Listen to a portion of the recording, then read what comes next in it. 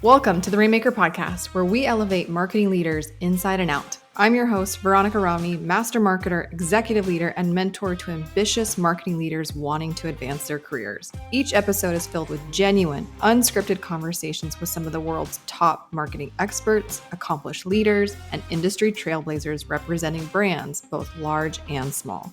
Our goal with this podcast and everything we do is to help you master your role, nurture your team, prioritize your well-being, and evolve into an industry-leading Rainmaker. This is the Rainmaker Podcast.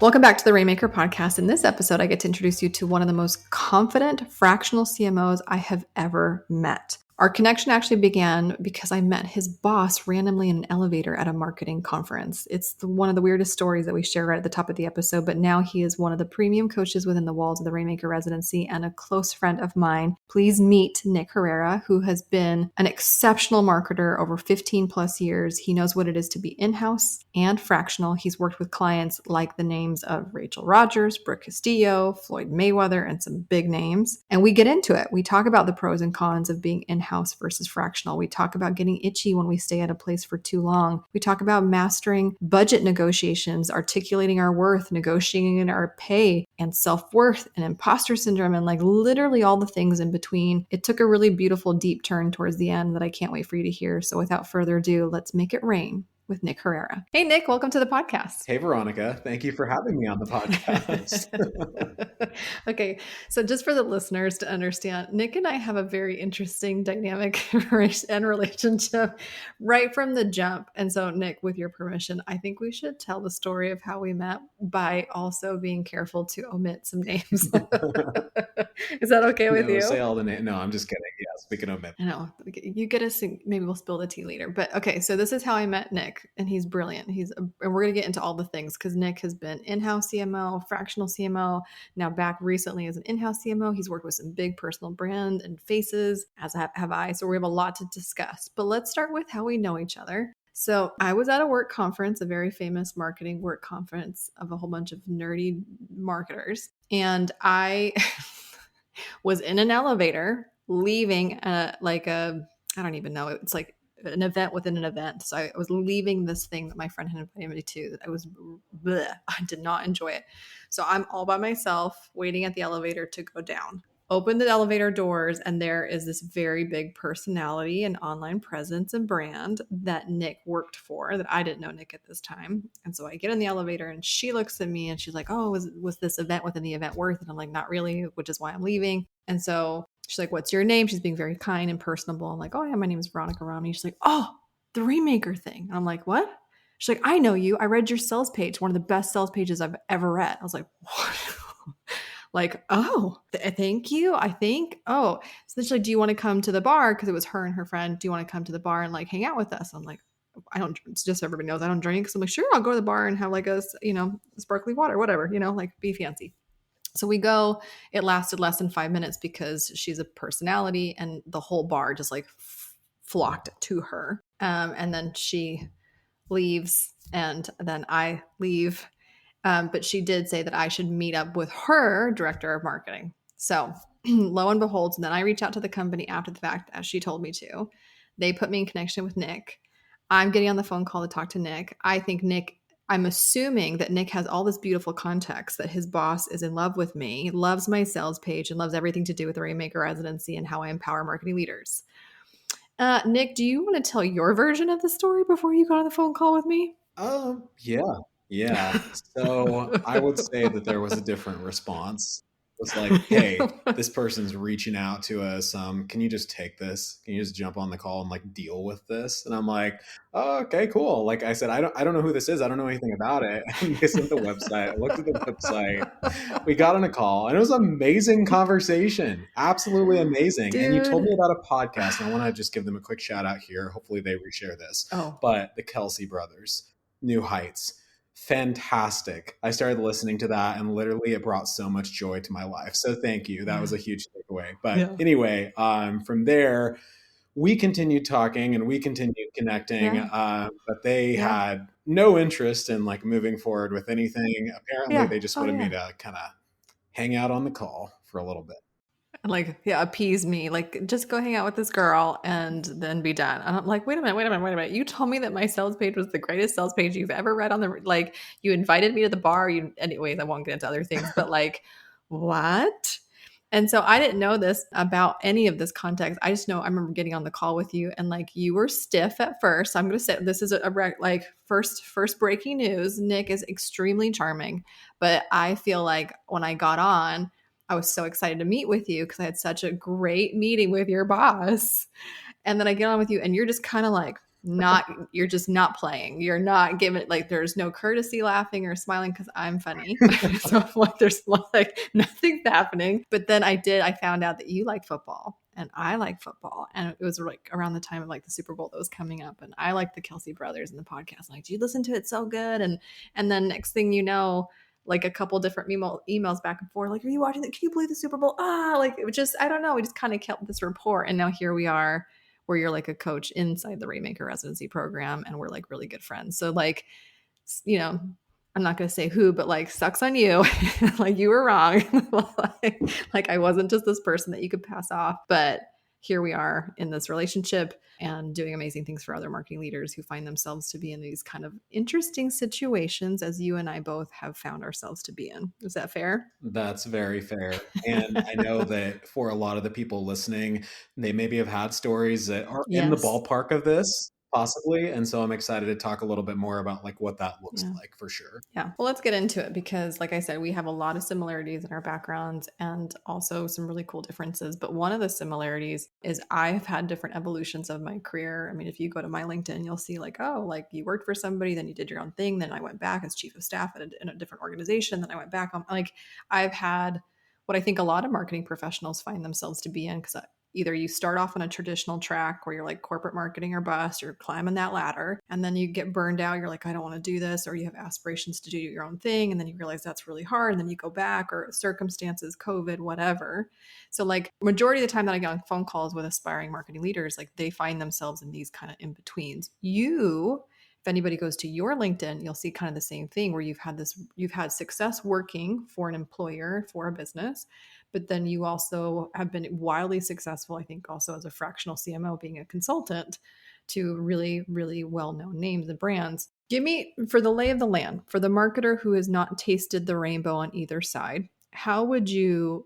It's almost like I want to ask you, like, what are the pros and cons of being an in house CMO versus a fractional CMO from your personal experience? Let's just start with, like, give us the context. Yeah, I would say the biggest thing that I always would say to somebody, whether they're considering a fractional role or a full time role, is do you want to treat this like your own business or do you want to work for somebody? That was one of the biggest things that I had to really encounter myself because I was trying to operate in a fractional capacity and thinking of myself as an employee. But the reality is, a contractor is not an employee, you know? And like when I finally started to process that and say, no, there's a difference here, my mindset changed a lot. So when I was doing the fractional game, when I was consistent with that, I started to look at it more so as like, okay, this is the time that I want to allot to this each week. And this is a business that I'm trying to grow. And I didn't have any like non-competes, like I couldn't work with this client or that client. So I would work with one client and then I would have a few other clients as well in different capacities too. So like I treated it as kind of like a multi-faceted business with multiple clients. Mm-hmm. And I think that was something that was like really important for me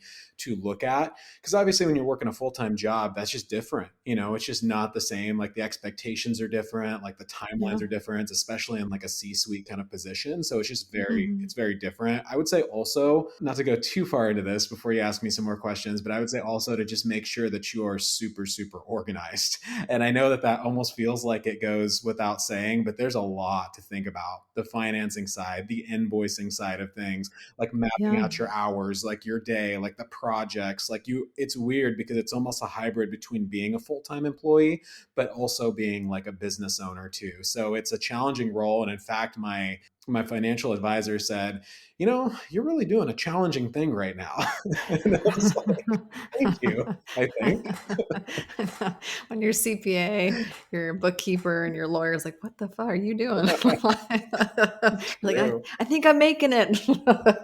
That's really funny. Yeah, when I left my chief of staff role at Boss Babe, I immediately was like, okay, what can I do? I didn't was not desirous to work for an employer. I think I've well, that's a different story for a different day, but like I think I've always born and meant to be an entrepreneur because my parents are Cuban immigrants and I think entrepreneurs birth other entrepreneurs. But I wrestled with it for a really long time because I don't think I just owned like the visionary CEO that I am. But so when I left Boss Babe, I was like, I don't want to go back to another employer. I could, I don't. I'll just do fractional work. So I'll be a fractional chief of staff. So at my peak, I probably had anywhere between like 3 to 5 premium clients, like, and I loved it and I didn't because I felt like I went from one boss to actually 5 micro bosses. Yeah. I think the boundaries of a contractor wear off very quickly.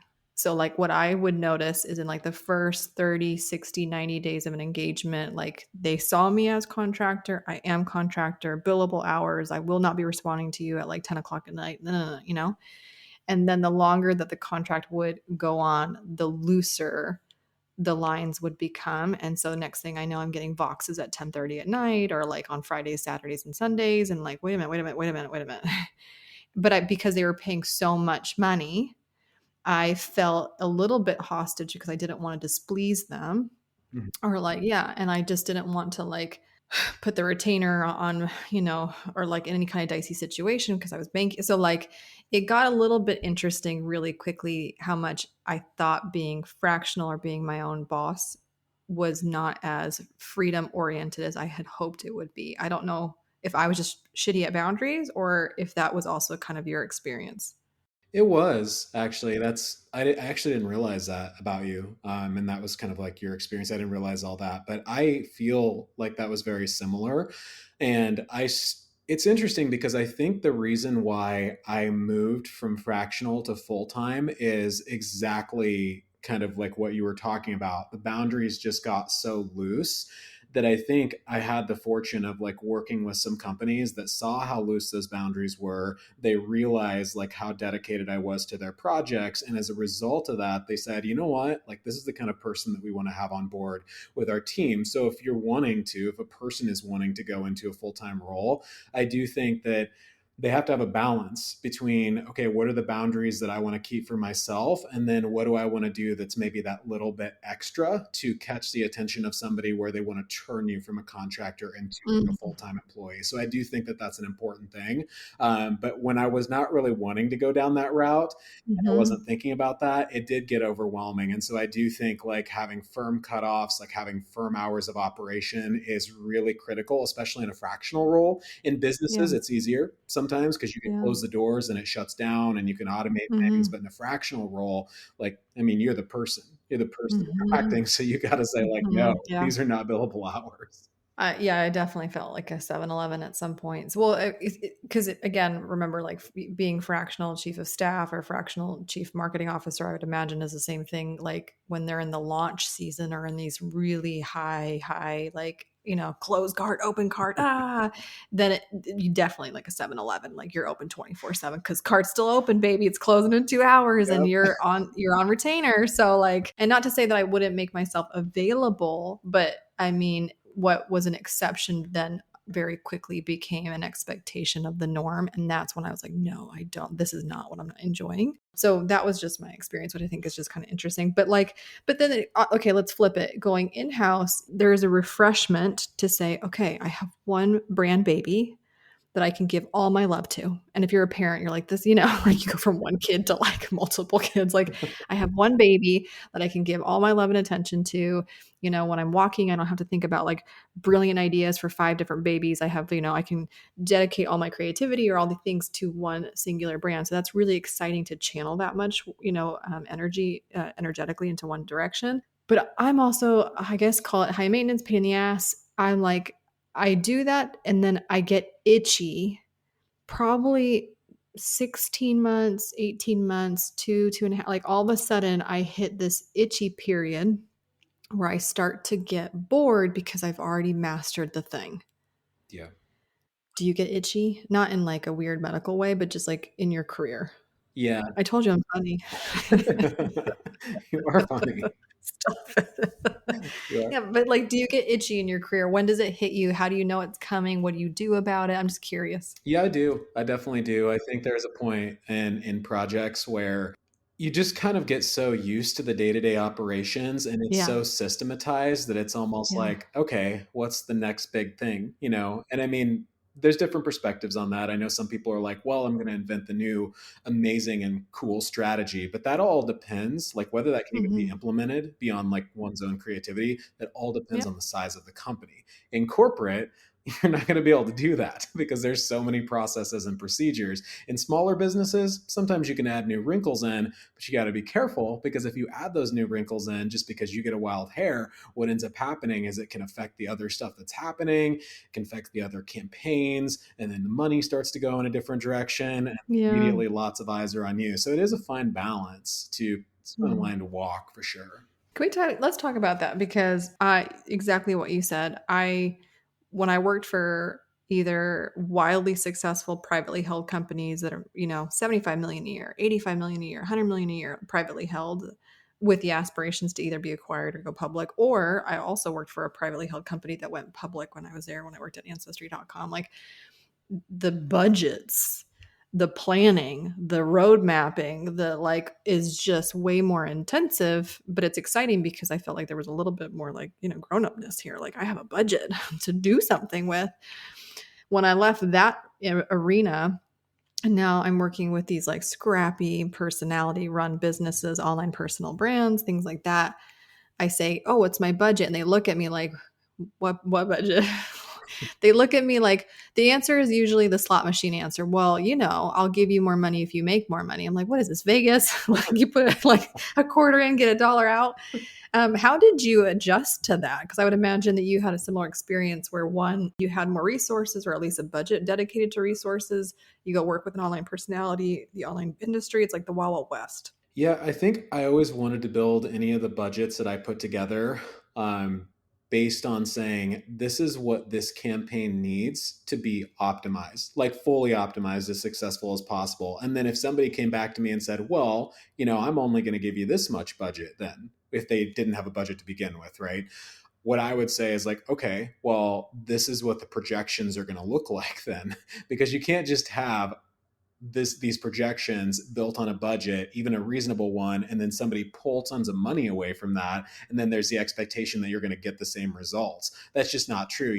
And I do think that that's on a different note that is something that's really important for somebody to think about from a negotiation standpoint. When you get that kind of feedback, like you have to have the boldness to be able to say to Mm-hmm. these people, hey, if we decrease the budget on this, the outcome's Mm-hmm. going to be a little bit different too. And if they're okay with that, it's fine. But in some cases, in my experience, they just weren't. They were like, well, no, I want the same results. And I'm like, well, maybe we're not aligned here.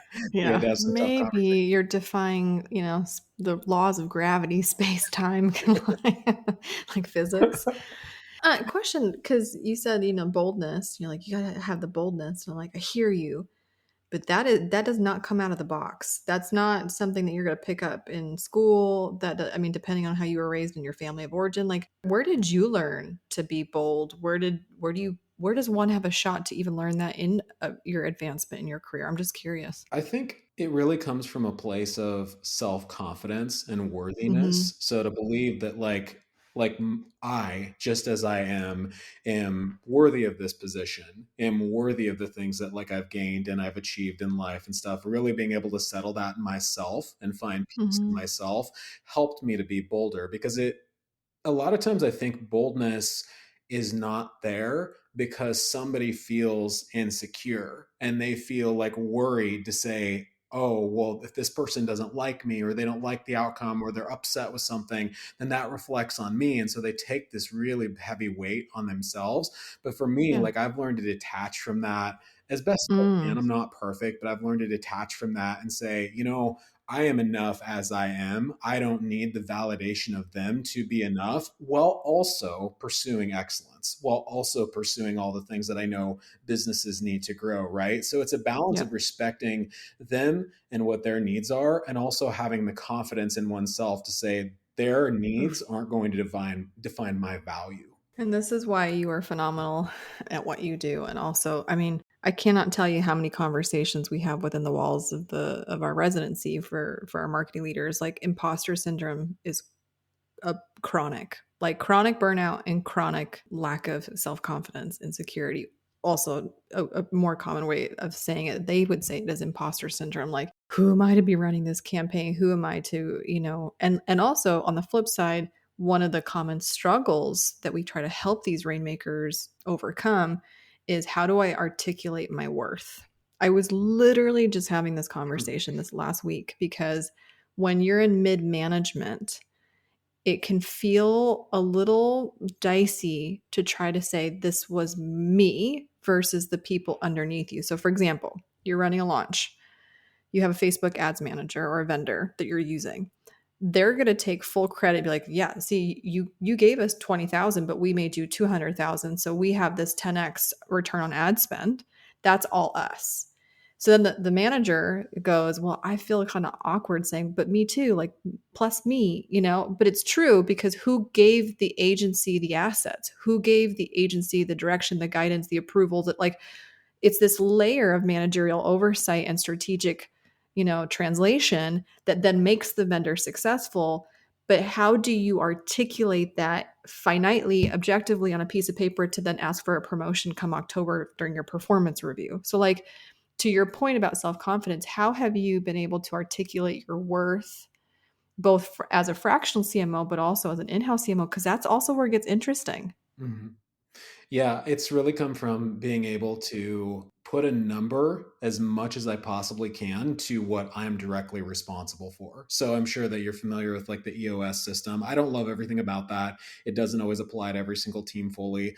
But what I will say is that thought process of saying, how do I actually quantify the things that I'm directly responsible for? And how do I present that in an effective way is important. So, like when I started to be able to quantify what I was directly responsible for, the conversations became a lot easier for me. I could say, like, hey, the team did amazing. And also, I want to interrupt myself and say, not only did it become easier for me, but it became easier for me to spread the praise far and wide to Sure. say like this person was incredible with like what they did on the Sure. SEO side of things. This was an amazing design too, and I loved being able to do like X, Y, and Z thing too. That kind of understanding is just so Mm, fundamental, not just for oneself, but also for like how it affects everybody else in the organization too. love that. Love that. Yeah, you're right. Quantifying what you do. And it makes, I think, back to what you're saying, one of the root causes of insecurity, lack of confidence, imposter syndrome is because it's so deeply personal. Like you've made everything, all of your professional movement into a meaning of person, of self worth.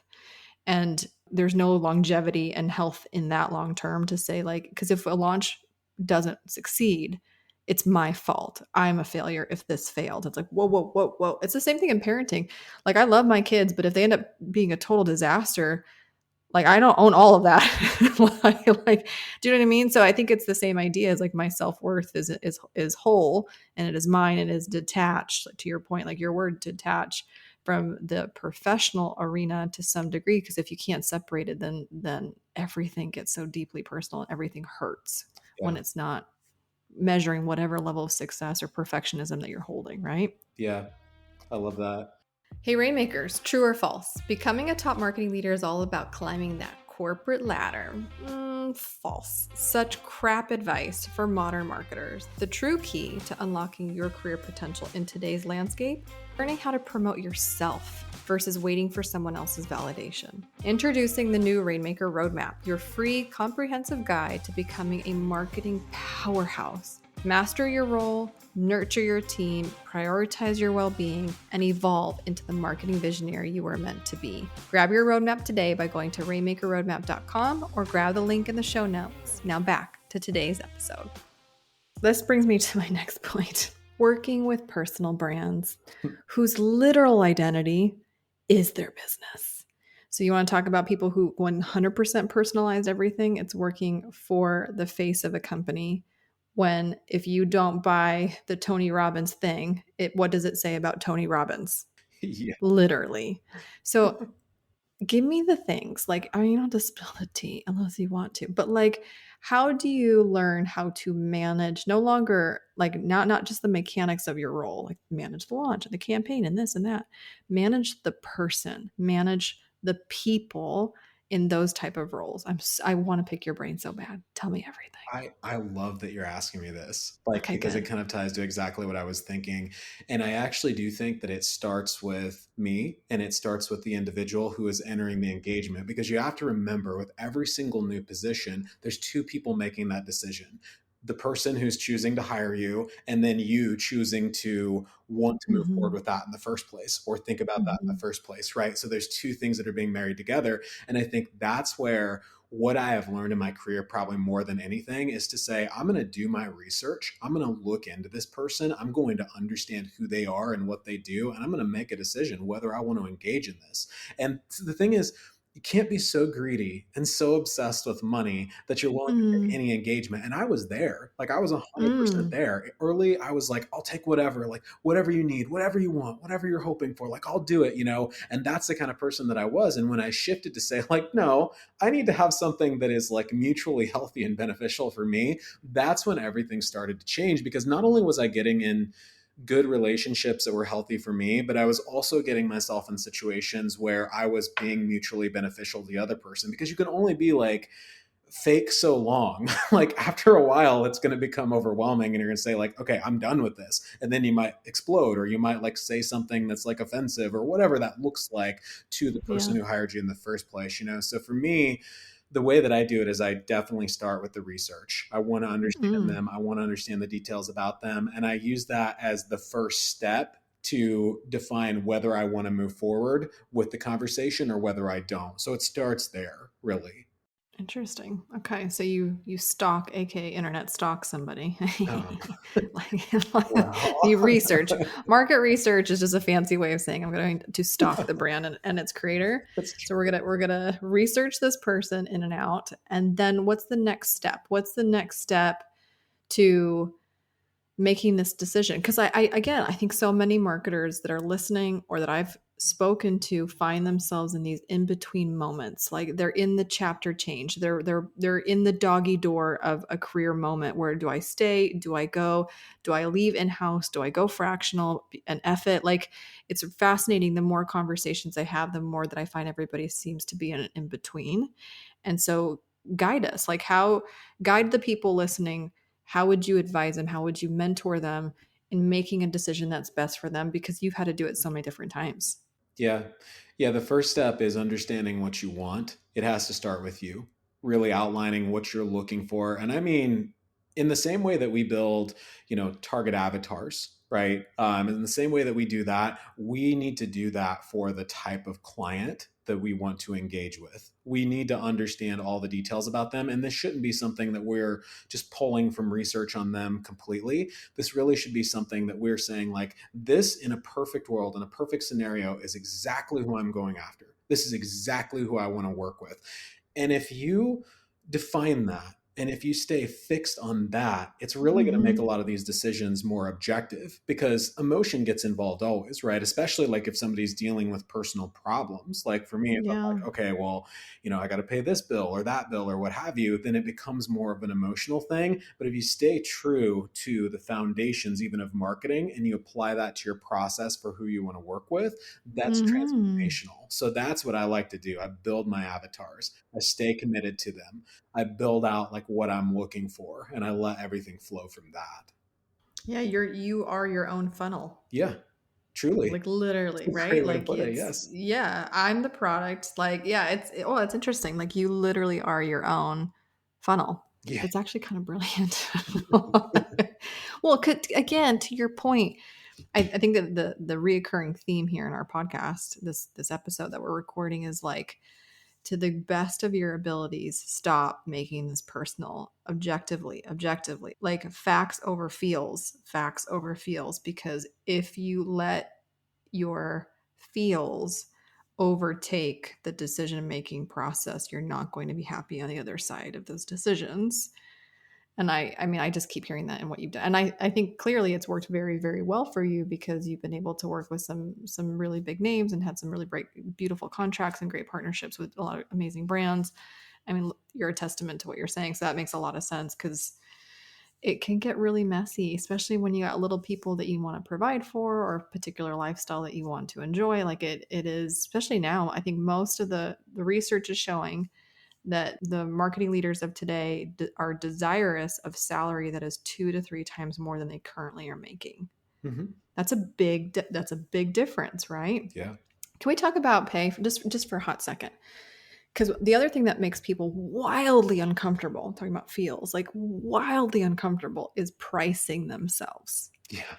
And you've been a consultant, which when you're a consultant, you got to price yourself, and it kind of feels a little bit like a form of prostitution. Like I don't know how much I'm worth. Like, ugh, like Yeah. like Pretty Woman pricing, or like what? Like I don't even know. Like Les Mis pricing. Like what's happening here? So like, how did you do that part objectively? Because that can feel it's so hard for me to price myself. I struggle with this sometimes. Yeah. Well, it actually started, it's very interesting, like all the way back when I was at the agency level. And I don't want to say anything negative about the agency. Like, I still care about those people and I love the experience that I had, truly. But I know that they underpaid, like, significantly for a lot of people. And for a while, I accepted that. Like, I just was like, no, like, I'm making enough. This is fine. Mm. And then I met somebody, actually, somebody who was one of the clients that I ended up bringing on board, and he's like, can I talk to you? And I said, yeah, I mean, you can send me an email. And he's like, can I just give you a call on your cell phone? And I was like, Ooh. I mean, sure, I guess. Yeah. And so we Yeah. got on the call, and, like, long story short, I mean, he's like extremely connected in Silicon Valley, like a Mm. huge, huge name out there. I didn't even realize, like, his influence. The guy just makes millions and millions and millions of dollars. And he said, here's what I think the model is of your company. And he basically defined that. And he said, and here's what I think. I think the quality that you possess and who you are Oh is not wow. being compensated appropriately. And here's why. And he gave me the X, Y, and Z for it. And when he said that to me, I was like, you know what? You're exactly right. I was playing small. I was Mm. just accepting what was given to me. And I didn't step back and, again, objectively say, is this bullshit? Is this bullshit? Mhm. Or if this is what I really Mhm. deserve? And so when he did that, that was a transformational moment for me too. So yeah, that's one of the big catalysts in, like, how things switched all the way back to that conversation, which I don't even remember the person's name, and I wouldn't be able to say it anyway on here. But it was transformational. Well, but do you know what's number one, I've never heard you share this story in our friendship, so I'm just, like, kind of in awe of hearing it for the first time, but it also reminds me that happened to me too. Okay. Because when I left, I was like, "Okay, well, I'm thinking about, X amount of hundreds of dollars an hour. Is that?" And this woman who I love more than anything, she's like, "Honey, you're $1,000 an hour, if not more." I was like, "You really think that?" Like, I just like what? She's like, "Yeah." Like, so it took someone else being objective with my value that, like, I don't know, I couldn't see it. And I say it's funny, as brilliant as you are as a marketer, as brilliant as I am as a marketer, marketing ourselves is so damn impossible because we're all up in our jar and we can't ever objectively see the label of our jar. Do you know what I mean? Like we're all up in it. Yeah. And it takes a really incredibly generous, kind guide, mentor, Sherpa that goes, can I just give you a little bit of a footnote here? No, like, and that empowerment or that belief. And again, the other thing that's coming to my mind right now is like, yes, we teach these marketing leaders inside our program to be epic and we give them all the practical tools to do the things. But more than anything, the thing that transformed them is the fact that we empower them to believe in themselves. Because if you really think about it, more times than not, sometimes you are the only person that's telling them they can be somebody. Yeah. They might not get it at home. They might not get it from their partner. They're not getting it in their place of employment. And so sometimes one of the greatest things that we can do in helping our leaders level up is just telling them that they can and showing them how we see them because they don't see themselves that way ever. Yeah. Oh, just love that sentiment a lot. Yeah. Thanks, Nick. I love that. Thank Okay. I literally could talk to you forever. You know this. We could talk about football. We could talk about lots of you. things. But let's turn the tables for the end of our episode together. Is there anything I put you on the seat, man? I asked you questions you didn't know was coming. Is there anything that you would like to ask me to make me squirm and like put me on the hot seat? Not really to make you squirm, but it's a story that I don't know how often you've told this or not, but I think that it's Oh, so important and I love origin stories a lot. So I would love to hear a couple of things. First okay. of all, how you got into marketing, and then Okay. second of all, how you got into owning your own business and being an entrepreneur. Okay. So, truth be told, I never struggled to know what major I wanted to do in school because my parents are entrepreneurs and they're business people. And it was my first job was working in their air conditioning company. And I'm the oldest. So I like sat front row to like the really good years. We went on like so many cruises and new cars. And then the years that my parents had to pull a second mortgage on the house that the company like came back into the garage. Like it was crazy, right? So I knew I wanted to do business. I had a passion for business, but I also loved math. And so I thought I was going to go into like, I was going to be a CPA. I was like, and I actually did accounting. Like, this is fake math. This is garbage. So, but I really loved math. And so I was like, okay, well, I'll be a finance major. I'll be like a chief, financial officer one day. But I couldn't land a finance internship to save my life in where my school was. All I could find was marketing internships. I'm like, screw it. I'll start a marketing internship. I need the experience. And they promised me within a month or two that they'll switch me to the finance department, but I'm going to start with marketing. So I got a taste of marketing. It was like conference world and messaging and ads and this and that. I was like, damn, this is really fun. And then they finally put me in the finance department, which basically was like me sitting in a cube doing spreadsheets. I'm like, oh hell no. Like this, I have more personality than I give myself credit. Like this, I don't care how much I love math. No. And so I ended up going back and switching my major to marketing and then like fell madly in love. And I've been very loyal to my marketing boyfriend for like the last 15 plus years. We've been in a very committed relationship. My husband is fully aware, right? Starting my own business, I don't know if it was the same for you as it was because I know, like, I don't know if it's different for women than it is for men, but like having kids does something very quickly to your life priorities. Mhm. And so prior to having my son, it was like the job and kind of everything where we lived, where we wanted to live was kind of like, well, where's the good job markets? Like it was always kind of centered around the career because that makes sense. And then you have a little human and you're like, oh, like, and I have very, very intense, both my husband and I have very, very strong family values, like really intense, strong values. We both share that. And so like it very quickly became more like, no, the family is the center and everything has to revolve around that if it's going to work at all. Either you're going to fit into this orbit or not.